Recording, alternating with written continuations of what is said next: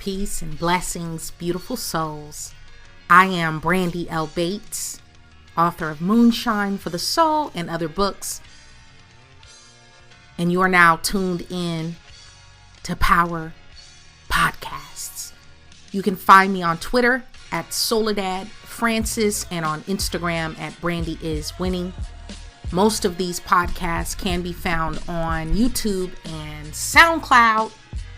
Hashtag Power Podcasts. Of course, definitely subscribe, follow, like, all that wonderful stuff on iTunes and Podomatic.com.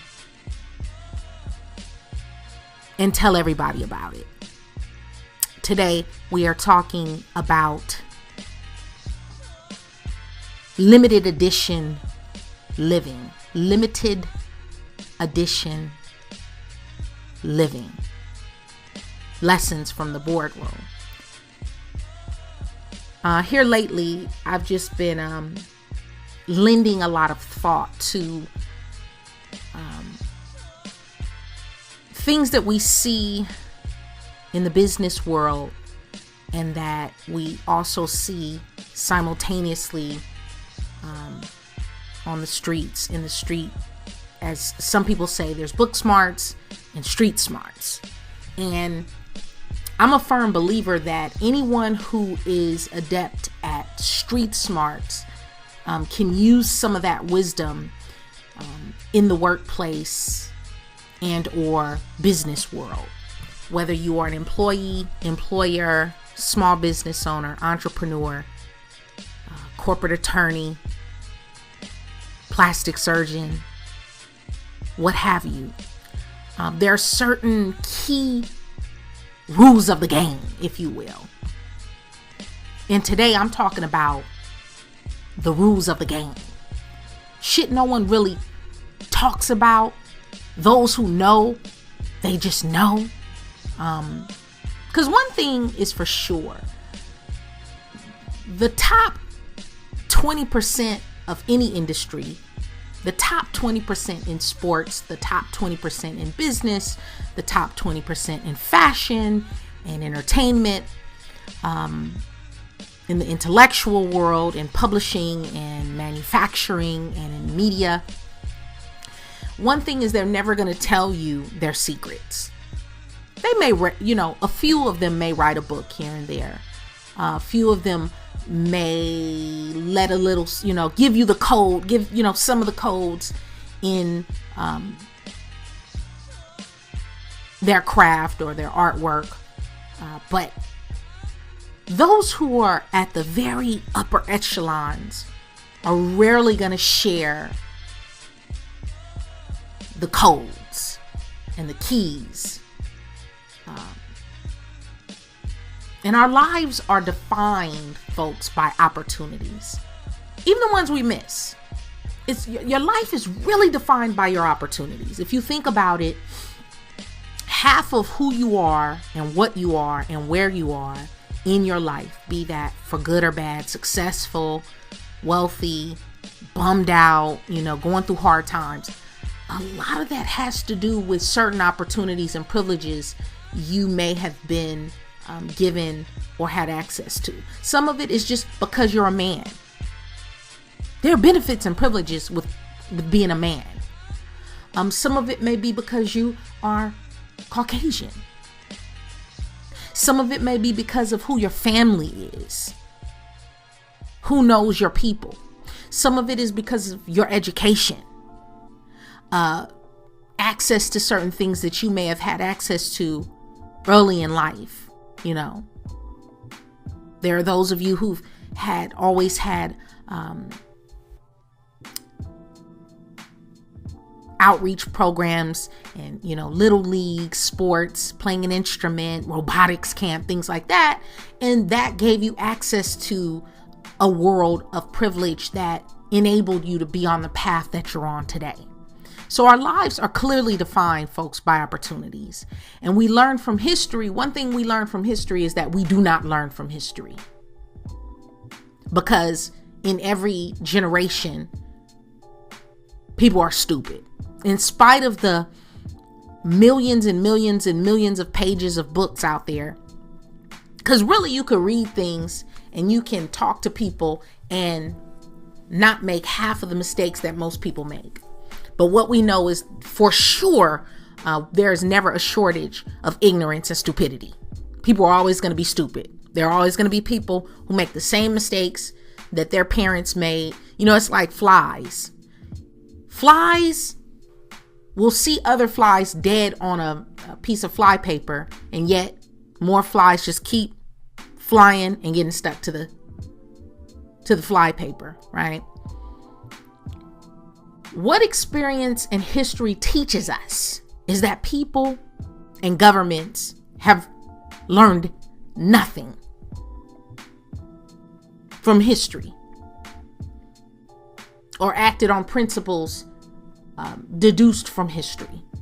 Again, generation after generation, we continue to have the same mistakes: warfare, greed, the ego of man, right? One thing we know about mankind is the ego is a powerful thing, right? Those who seek praise, who seek fame, who seek to be loved by all, and what that causes people to do. So in this limited edition living, what does that entail as it pertains to the business world? That's what we're talking about today. To be independent of public opinion is the first formal condition of achieving anything great. I believe that before you can do anything great, you have to not give a fuck about what people think. You have to, good or bad, you have to get to a place where you just really do not care about what other people feel or what they're going through. Because there's always going to be critics. No matter, I don't care. You can be flawless. You can be beautiful. Everything about everything you do, immaculate. And yet there will be trolls. That's just the way it is. That's just the way it's always going to be. And so the first thing you have to do is understand yourself, your purpose, your greater purpose, and what you came here to do, and not other people's opinions. Responsibility to take over one's own biography means to get clear about who you want to be. One thing I've noticed, I was watching a documentary recently about life in Los Angeles. Many of you may or may not know I was born and raised in Los Angeles, California, United States. And so coming from the environment that I grew up in, I don't want to hear any bullshit. You know, it's like, I know what's there and I know what people can become and what they can't become if they allow themselves. And in this particular documentary, by the way, the name of the documentary was Catching Hell in the City of Angels. Catching Hell in the City of Angels.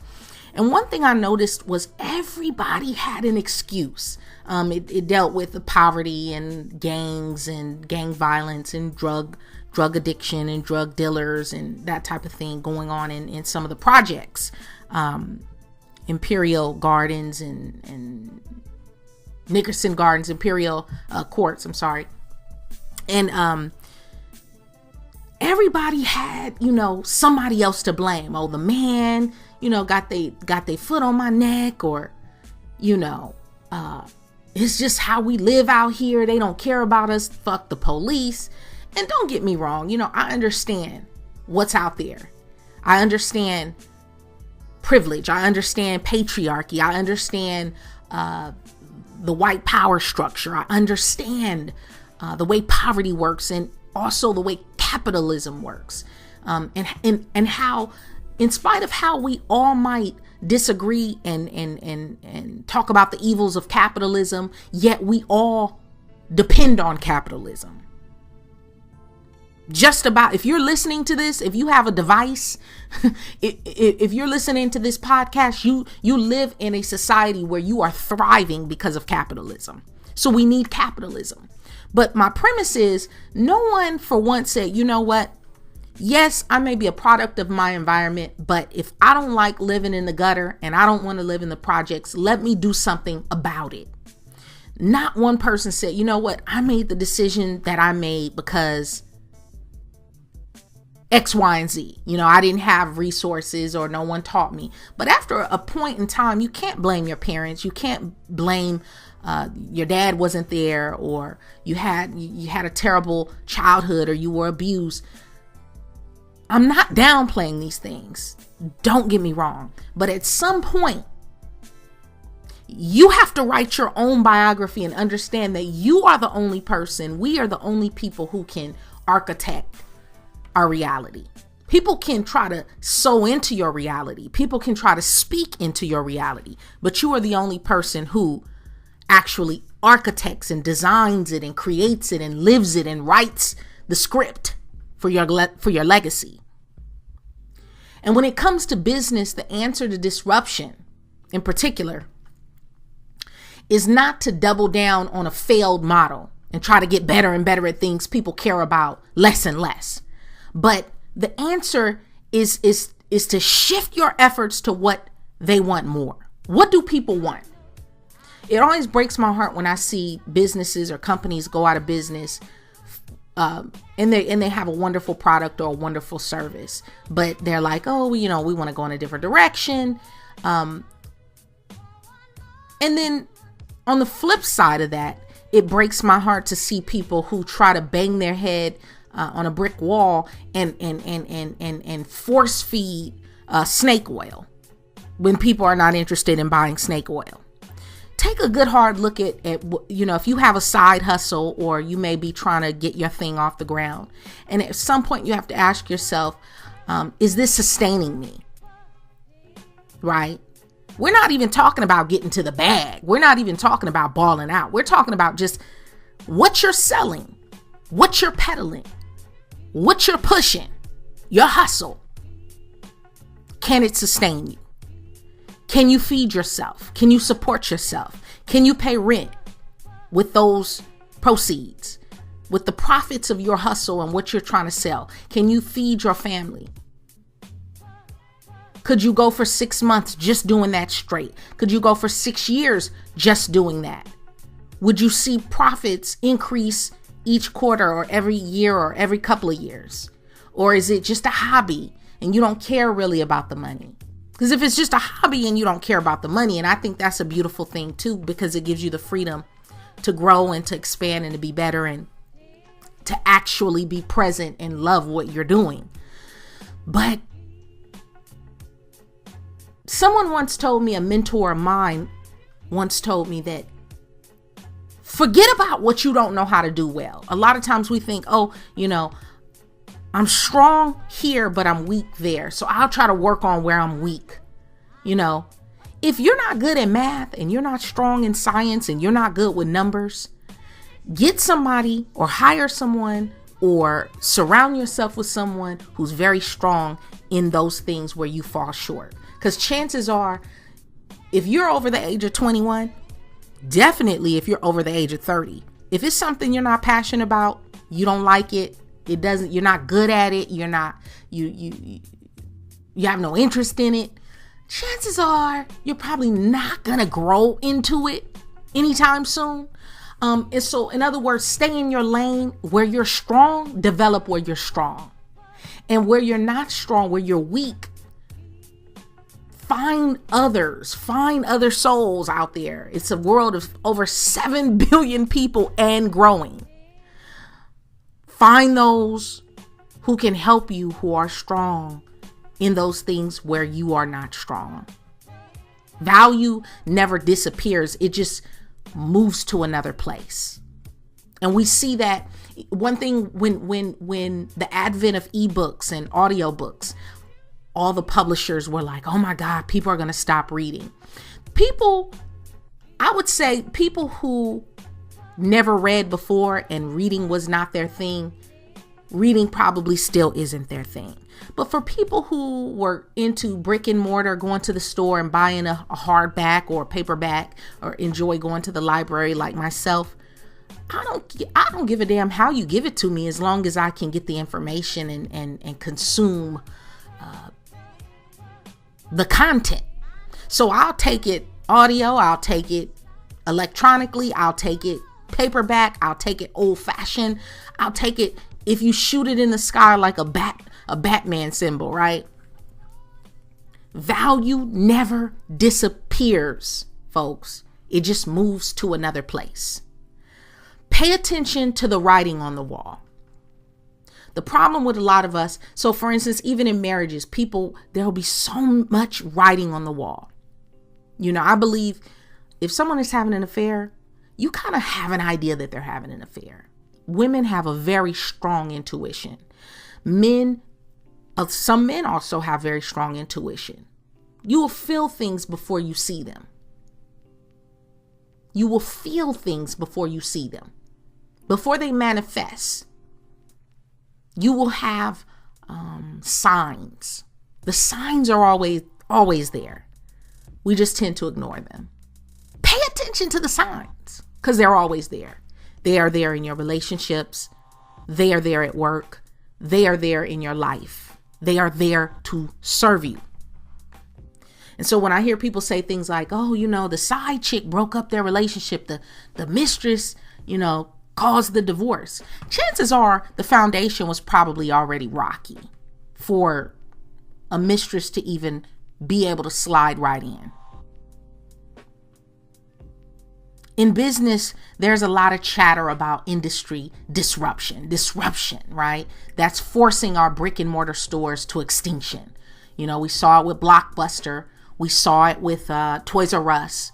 We saw it with some of our beloved childhood stores and chains and brands that we grew up to love. But is it really the fault of Amazon? Is Walmart really putting all these mom and pop stores out of business? Or is there a deeper human need that brick and mortars won't step up and fill? Wayne Gretzky once said, a good hockey player plays where the puck is. A great hockey player plays where the puck is going to be. And there's a metaphor in that. And that metaphor can be found both in sports and in business. You have to be a visionary in this limited edition life. To really live the limited edition life, you really have to be on the frontier of where things are going. Because what I'm saying, be here now and enjoy the present and live for the present, but always have your thumb on the pulse of the frontier, the outer edges, right? The outliers, right? Because the outliers are the visionaries. They're the ones who end up standing tall when all the others fall short. Value freedom over status. One thing about leaving corporate America for me, and about leaving, working for other people and working in what I like to call, I always call it a vineyard. Some people call it the plantation, but I just say it's a vineyard because we're all here to serve, right? Anytime you are in someone else's vineyard, it doesn't matter if they're paying you $1 million or they're paying you $50,000 or $60,000. They're paying for your time. And the more time you're investing in someone else's vineyard, the less freedom you have to develop your own vineyard, the less freedom you have to sow into your thing, your passions, your desires. On one hand, yes, be there to serve the world, be there to serve others. That's why we're here ultimately. But at the same token, understand that you were built for more than a cubicle. You were built for more than that job where you are right now today. It may be a great job. All work is honorable. But you were built to live a limited edition life. Consider the content of your friendships. Consider the content. Choose to surround yourself almost exclusively with people whose smarts and creativity you admire. Be deliberate in your friendships, only choosing friends who draw out your best. And one thing as I'm getting older, the less bullshit I have patience for, the less drama I want to be around. The older I get, the less I want to deal with chaos. I only solely, exclusively want to be around people who draw out the best in me, or who I can help draw out the best in them. If we're not on those similar playing fields, then we don't need to be dancing. And it doesn't mean abandoning all your friends and replacing them with new ones. It means asking yourself not just who your friends are, but what you do together. Think deliberately about the substance of your time with them. And if you find it lacking, change it. And this is not a bag on your friends. It's not to say, we hear about this all the time. If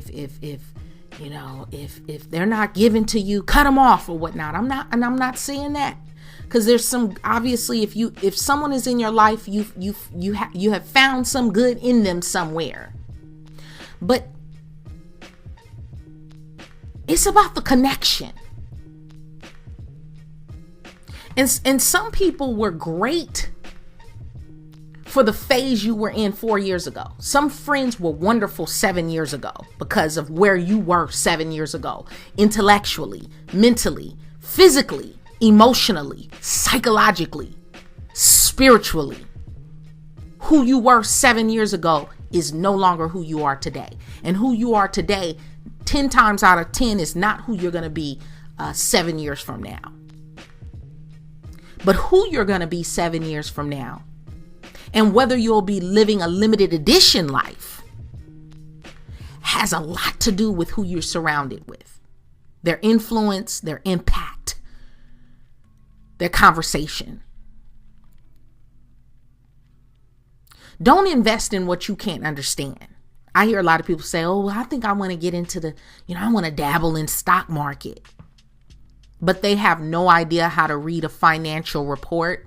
They have no idea the nuances of the Dow Jones Index or NASDAQ. They don't understand investing. First, start there before you concern yourself with the stock market. Is this something that you would be interested in? Is this something that you would, are you going to wake up and go look at the market every day the way you wake up and look at your Facebook timeline? I hear people say they think they want to invest in Bitcoin. Invest in what you understand. Don't look for inspiration, look for irritation. A lot of times it's about what problems you're solving, what you're fixing. How are you making life easier and more efficient and effective for others? The more people, the better. The more irritation you soothe for someone else, the more you'll be compensated, the more valuable you are. The more people will want you around. The more people will seek out your talent, seek out your gifts, and seek you out in general. The defining mark of a great scientific mind, it's not some ethereal capacity for inspiration. The defining mark of a great mind is a quality of motivation. Some kind of desire to find out the answer, the desire to find out, what makes things tick. And understand that in a democracy, it often takes a scandal to trigger reform. We're seeing that now with the whole hashtag Me Too movement, and the unfortunate revelation of, abusers and male chauvinists and what have you. But in other words, the good old boy culture will always be stat quo until someone files a lawsuit, until we see that class action lawsuit, or until some whistleblower, right? This is the age of the whistleblower, the generation of the whistleblower. We didn't know that the age of Aquarius would be the age of the whistleblower, right? The uncovering, the revealing, the unveiling, or otherwise something or someone to shine light and awareness on what's dysfunctional or what's wrong or what is no longer working. And that's all necessary for growth. That's all necessary for evolution. That's all necessary for adaptation. Avoid, especially in business, avoid companies that employ all these fancy derivatives and, a whole lot of smoke and mirrors, if you will. Anything that you don't see the tangible, you can't put your hand on it, I would be leery of. That's the easiest way to manipulate somebody. If you don't see cold hard product or tangible service that you can, identify with, it's useful to remind ourselves that, wealth nearly always comes as an indirect effect of incredible work rather than as the end goal, right? Oprah didn't become Oprah and create the Oprah effect because she just wanted to be paid. Oprah is Oprah because she wanted to help people. She enjoys talking to people. She enjoys wisdom and learning and sharing what she's learned. The Silicon Valley entrepreneur Paul Graham puts it like this. He said, I get a lot of criticism for telling founders to focus first on making something great instead of worrying about how to make money. And I'm saying it's okay to be wealthy without being consumed by the pursuit of wealth, right? They say the only other people who think about money all the time besides poor people are very wealthy people. When I need my carpet shampooed or my car fixed, I don't want the man who's trying to get paid working on my shit. I want the man who loves running his own carpet cleaning businesses and knows everything about it. I want the man who loves fixing cars and is passionate about it and wants to help people with his skills. That's who I want working on my car. I don't want the dude who's like, I'm trying to get paid. I'm trying to be rich. I'm trying to get this bag. It's almost annoying after a while, right? When you hear that type of thing. Beware of excessive leverage. What's leverage? Other people's money. OPM, right? OPM.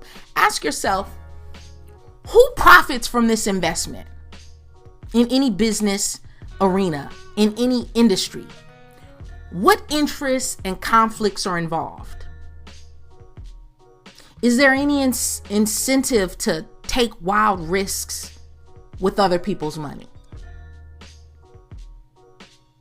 Are managers' assets at risk alongside an investor's money? Just always recognize what OPM does to the process. An angel investor won't shell out the big bucks without taking an interest in how the funds are used. Whether you're a small business owner, small entrepreneur, or you have a legitimate startup with more than 10 employees, right? You have a staff. If you need to go out and get money, think about the sources of where you can get funds, where you can get funded. You have your Kickstarters, you have your GoFundMes, you have your angel investors, you have a bank, small business loan. You have your parents, right? Some people use, good old fashioned OPM from mom and dad, bank of mom and dad, right? But always understand, if you are expecting any type of outside OPM, angel investor, bank of mom and dad, you name it, if you're expecting them to take a hands-off approach, you might be in for a rude awakening, because the person who strokes the check is the person with the power. That's why you see a lot of people who have these angel investors and they have these, board of directors who over time will replace them because they don't like the direction of where that CEO or CFO or founder, they don't like the direction he or she is going in. And so it's more likely that the angel is going to want to take an active part in making decisions which affect your organization's outcome. Even if they give you control, you'll still be accountable for explaining the reasons behind some of your decisions. That's one of the biggest things I cannot stand about working for someone else. Whether it's working for someone else or having an angel investor or having someone who wrote a check for you, is you are always accountable to them because they put up the money. That's one thing I respect about Dame Dash, that I've learned about Dame Dash reading their book Empire State of Mind, is always put up your own money. Always put up your own money. If it means you have to sell it out of your trunk, if it means you have to sell it on eBay, if it means you have to get on Etsy and have your PayPal going, put up your own money. Because there's strings attached when you get it from somebody else. Here's Warren Buffett's opinion on leverage. He said, "I've seen more people fail because of liquor and leverage. Leverage being borrowed money. You really don't need leverage in this world much." He says, if you're smart, you're going to make a lot of money without borrowing. And that's Warren Buffett, folks. Don't just find a mentor. Allow yourself to be mentored. Chances are that someone has walked at least 50% of the journey you're on. Chances are someone may know of some shortcuts and can point out dark alleys and lurking danger. Find those people and really be open-minded as to what they can teach you. It's like what Danielle Laporte says, find your tribe and love them deeply. Time is the soil in which great ideas grow. Shit takes time. And have the patience to keep coming back to your best ideas over the years. Great work is rarely linear. I mean, really go back and look at the, Leonardo da Vinci and some of the great artists, the Sistine Chapel, and you look at how long some of these massive, colossal entities took to build. It takes time to build a body of work. Prince didn't become great overnight. Jay-Z didn't win 21 Grammys overnight. Great work takes time. Genius takes time. And this is probably the hardest lesson for many of us to swallow, living in the age that we do, right? We bathe in instant gratification. And sometimes the best thing to do is walk away. When you're working on something, any of my fellow authors and writers out there, that they call it writer's block. I call it just, you need time to go live life. And it might be weeks, months, sometimes even years. Some of the greatest authors and writers, it has taken them years to work on one book. But that book may be like the Romeo and Juliet of their body of work, right? The Hamlet of their body of work.